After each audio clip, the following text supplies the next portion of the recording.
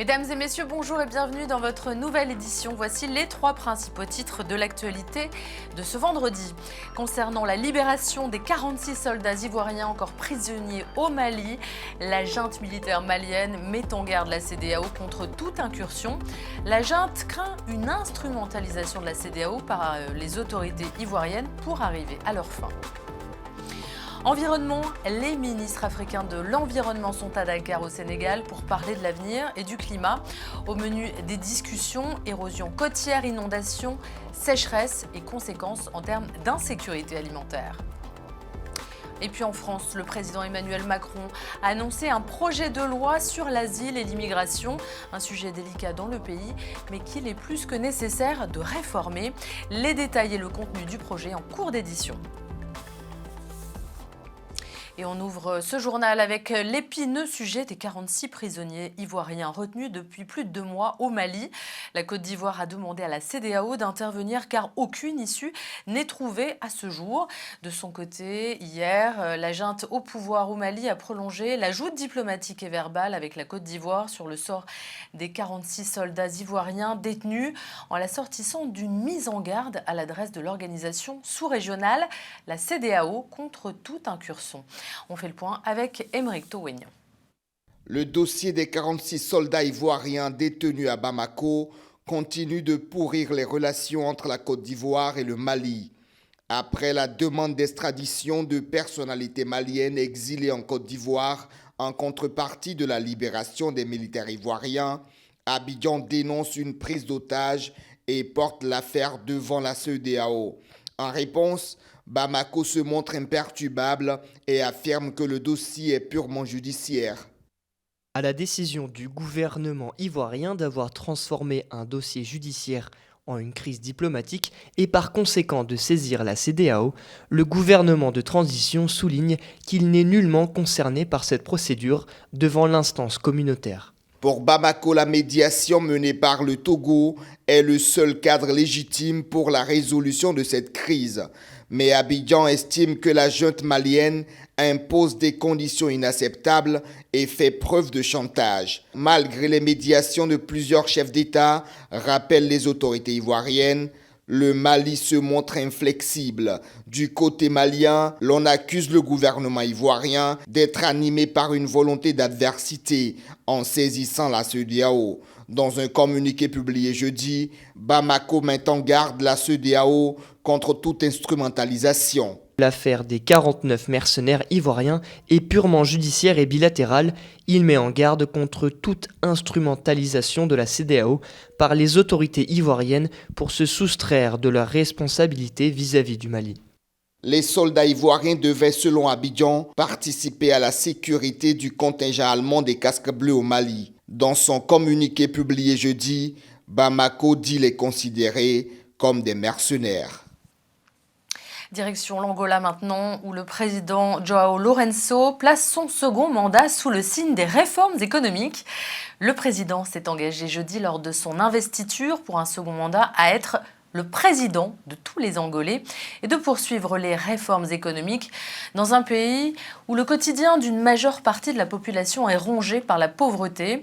À 68 ans, João Lourenço a été reconduit après la victoire aux élections fin août du mouvement populaire pour la libération de l'Angola, le MPLA, qui est le parti qui est au pouvoir depuis l'indépendance du Portugal en 1975. Parlons environnement maintenant. Les ministres africains de l'environnement sont à Dakar, au Sénégal, pour parler de l'avenir du climat et de la future COP27. La 18e session de la conférence ministérielle africaine sur l'environnement a débuté hier à Dakar en présence de John Kerry, qui est l'envoyé spécial américain pour le climat. Une conférence pour passer en revue les défis écologiques en Afrique et préparer la prochaine COP27 qui se tiendra en novembre en Égypte. Alors, au menu, entre autres, la réduction des émissions de méthane en Afrique. On fait le point sur la situation avec Valentine Exantus. Érosion côtière, inondations, sécheresse, les défis climatiques du continent sont nombreux à la veille de la COP27. Prévue pour novembre prochain à Sharm el-Sheikh en Égypte, les ministres africains de l'environnement tentent depuis quelques jours d'harmoniser leur point de vue. Objectif : parler d'une même voix au prochain sommet sur le climat. Parmi les invités, John Kerry, envoyé spécial du président américain. La crise climatique est plus aiguë en Afrique que dans d'autres régions du monde. 17 des pays les plus vulnérables au changement climatique dans le monde se trouvent sur ce continent. L'envoyé spécial du président américain admet que les enjeux environnementaux en Afrique méritent une attention particulière. Il faut, dit-il, employer une stratégie d'adaptation si l'Afrique veut efficacement faire face aux effets du changement climatique. Nous devons nous adapter de manière sérieuse et significative dans le monde entier, et en particulier en Afrique. Alors oui, nous devons atténuer les effets du changement climatique. Mais en Afrique et dans le monde entier, nous devons nous adapter à cette planète qui se dirige déjà vers un réchauffement d'1,5 degré. Depuis jeudi, l'adaptation est le terme qui est souvent revenu dans les discours à l'hôtel King Fahd Palace de Dakar. Cette 18e session de conférence ministérielle africaine sur l'environnement, en présence de John Kerry, devrait permettre de passer en revue les défis écologiques en Afrique, un continent qui émet moins de 4% des émissions mondiales de CO2. Cyril Ramaphosa, le président sud-africain, sera reçu par son homologue américain ce vendredi à la Maison-Blanche. Washington et Pretoria veulent réveiller leurs relations bilatérales après les années Trump et malgré leurs divergences, notamment sur la guerre en Ukraine. Alors au programme des discussions, le changement climatique bien sûr, le soutien à la transition énergétique, la menace du terrorisme islamique dans le nord du Mozambique, l'insécurité alimentaire provoquée par la guerre en Ukraine et bien sûr la guerre en Ukraine elle-même, car l'Afrique du Sud conserve une position de non-alignement en totale opposition avec les condamnations des Américains contre la Russie. Le décès de la souveraine d'Angleterre a réveillé un débat sensible sur le passé colonial britannique en Afrique, notamment sur le rôle de celle-ci en tant que chef d'État durant la domination britannique. De nombreux Africains ont ainsi évoqué les tragédies de l'époque coloniale sous son règne, comme par exemple au Nigeria, au Kenya ou en Afrique du Sud. Je vous propose un retour sur ces événements avec Mathieu Nicolas. Nous offrons nos condoléances à la famille Windsor, mais nous ne nous sentons pas obligés de pleurer la reine Elisabeth II, étant donné qu'elle a été à la tête de nombreuses atrocités en Afrique. Cette phrase de Linda Mazarira, présidente du parti d'opposition Travail au Zimbabwe, fait partie des nombreux avis partagés par certains sur le continent africain. Si les hommages à la reine Elisabeth II se sont multipliés, le passé colonialiste de la monarque la rattrape aussi. Ancienne colonie britannique, le Zimbabwe a obtenu son indépendance il y a près de 40 ans, mais à l'heure où de nombreux pays européens tentent d'expier les atrocités liées à leur passé colonial, Linda, elle, estime que la Grande-Bretagne doit encore beaucoup au Zimbabwe, même après la mort de leur queen. Les crânes de nos ancêtres se trouvent encore dans les musées britanniques à qui nous avons réclamé à maintes reprises leur restitution au Zimbabwe et cela n'a pas été fait. Nous réclamons la restitution de tout ce qui a été pillé dans notre pays et nous n'avons jamais reçu de réponse de la reine. Plusieurs anciennes colonies britanniques ont rendu hommage à la souveraine, comme au Nigeria, pays le plus peuplé d'Afrique, où le président Muhammadu Buhari a déclaré que l'histoire de son pays ne sera jamais complète sans un chapitre sur la reine Elisabeth II. Si certains ont loué le rôle qu'elle a joué jusqu'à l'indépendance du Nigeria, d'autres ont souligné qu'elle était chef d'État lorsque la Grande-Bretagne a soutenu l'armée nigériane pendant la guerre civile du pays. Plus d'1 million de personnes avaient perdu la vie. Je pense que la rancœur est ressentie par ceux qui ont subi des affronts personnellement. Mais pour ceux d'entre nous qui n'ont subi aucune souffrance personnelle, nous leur pardonnons et nous avons pardonné. Mais nous ne pourrons jamais oublier ce que nous étions, que certains d'entre nous étaient des esclaves ou que certains de nos ancêtres ont été utilisés comme esclaves dans des plantations américaines et autres sortes d'usines. En Afrique du Sud, les réactions sont également partagées. D'un côté, le président Cyril Ramaphosa qui a déploré la disparition d'une figure extraordinaire, et de l'autre, une partie de la jeunesse sud-africaine et l'opposition qui refuse de la célébrer. Même chose au Kenya, où la question de l'héritage de la reine dans certaines colonies est mise sur la table. La foule continue de défiler devant le cercueil de la reine Elisabeth II à Westminster Hall, tandis que le roi et la reine consort se rendent au Pays de Galles ce vendredi. Objectif, assister à une nouvelle séance de condoléances des autorités locales. C'est ainsi qu'ils achèveront leur tournée des 4 nations constitutives du Royaume-Uni, parmi lesquelles l'Angleterre, l'Écosse, l'Irlande du Nord et enfin le Pays de Galles. De retour à Londres en fin de journée, Charles III se recueillera ensuite devant le cercueil de sa mère pour la veillée des princes. Comme le veut la tradition, les autres enfants de la reine seront présents aux côtés du nouveau souverain. La reine Elisabeth II sera inhumée lundi à 19h30 locale lors d'une cérémonie privée à la chapelle Saint-Georges du château de Windsor, en périphérie ouest de Londres, à la suite de ses funérailles d'État qui auront lieu lundi mais à 10h. Elle sera inhumée ensuite aux côtés de son mari, le prince Philippe. Il y a une si bonne ambiance, tout le monde a discuté, une si belle brochette de personnes, tant d'histoires différentes. Je pense que chacun a ses propres raisons personnelles de venir. Évidemment, nous voulons tous rendre hommage à la reine. On vient de Gloucestershire, et on est dans la queue depuis 6 heures. On a pris le départ avec le train de 11h15. On se dit qu'il faut être ici pour voir, en faire l'expérience. C'est un peu fatigant pour les pieds, néanmoins. Macabre découverte en Ukraine où une fosse commune a été inhumée dans la ville libérée d'Izium. C'est le président ukrainien qui a affirmé jeudi soir la triste nouvelle. Izium, c'est la ville reprise aux Russes il y a quelques jours dans le cadre de la contre-offensive ukrainienne menée dans la région de Kharkiv. Le président n'a pas donné de détails sur le nombre de personnes enterrées ni sur les causes de leur mort, mais l'enquête a commencé. Écoutez-le. Une fosse commune a été découverte à Izium, dans la région de Kharkiv. Les procédures nécessaires y ont déjà commencé. Nous aurons des informations plus claires et vérifiées demain. Demain, des journalistes ukrainiens et internationaux seront à Izium. En France, une grève des contrôleurs aériens va perturber le trafic aujourd'hui. Alors si vous prenez l'avion ce vendredi, il va falloir vous armer de patience.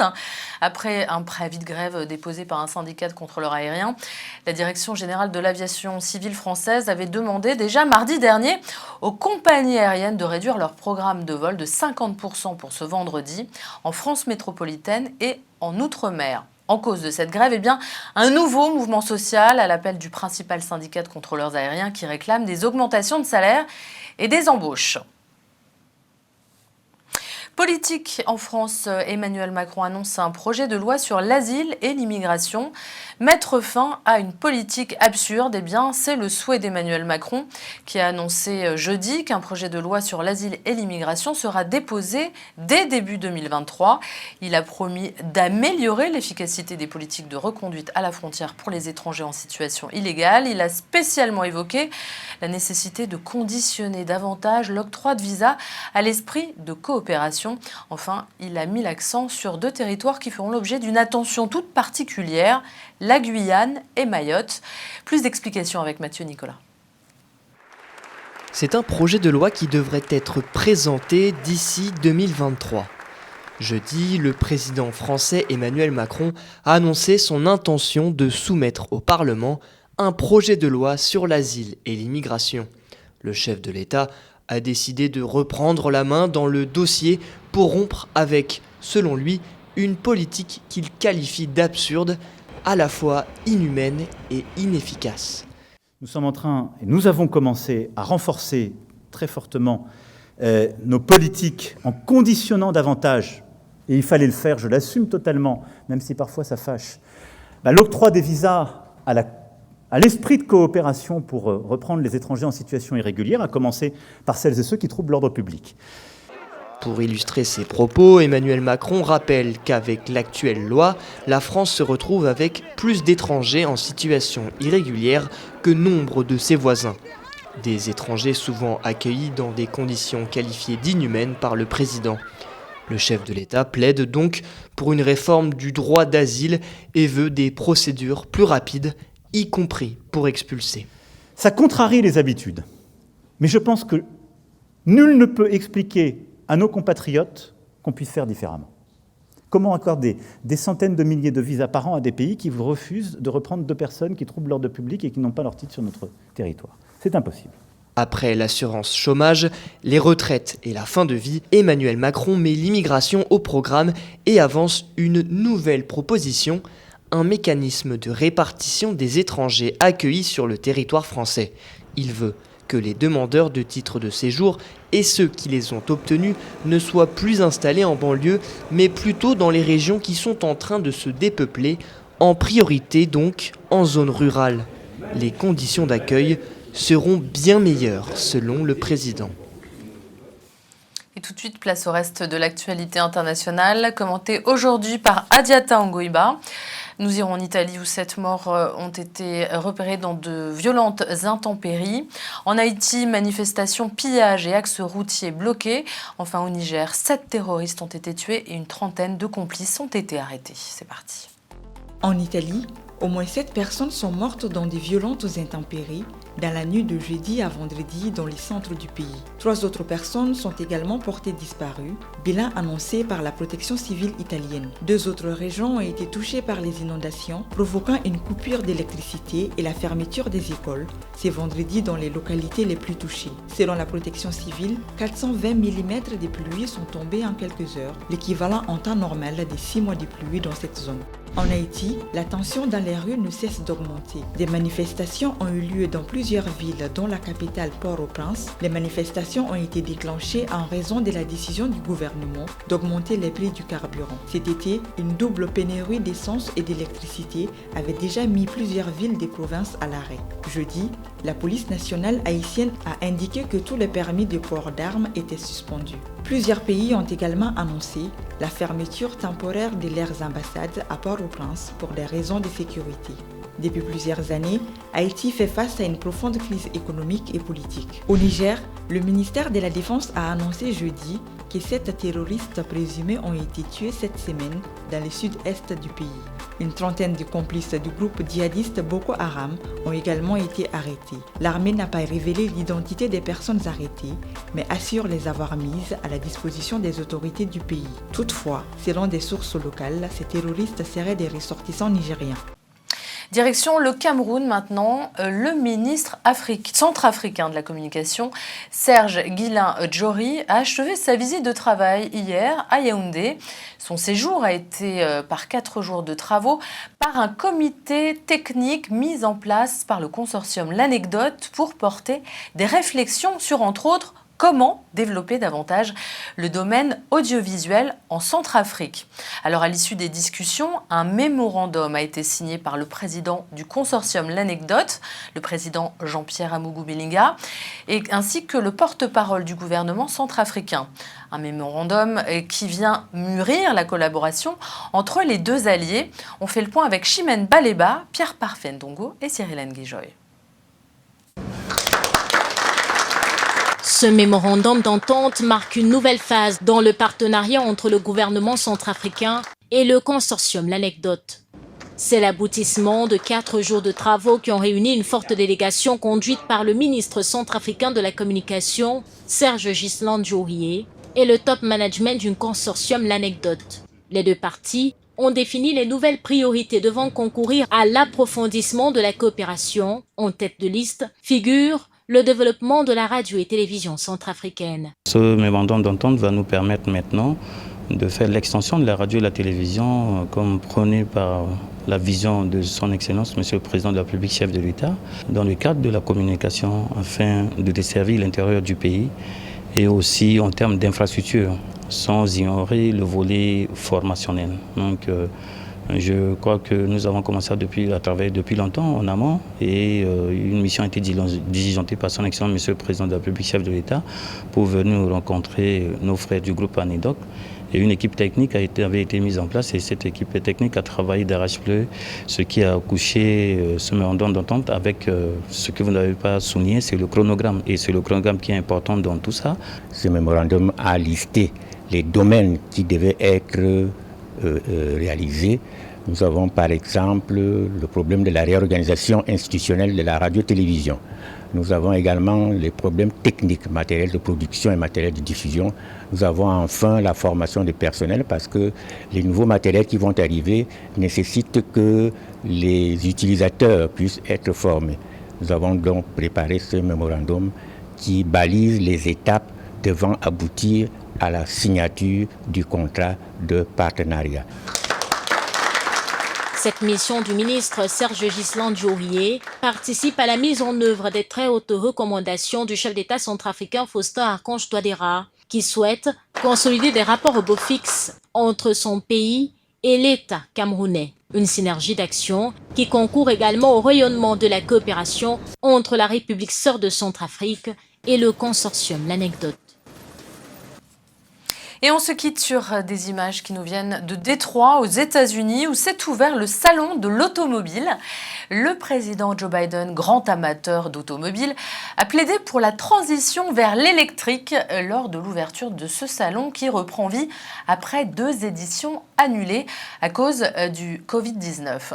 Les constructeurs présentent de plus en plus de modèles non polluants aux côtés de leurs traditionnelles voitures à essence. Cependant, l'édition 2022 du salon de Détroit est moins grandiose que les précédentes. De nombreux constructeurs étrangers ou acteurs plus récents comme Tesla par exemple sont absents. Et vous voyez un canard géant, des dinosaures et la Tex sont aussi invités au salon de l'auto de Détroit.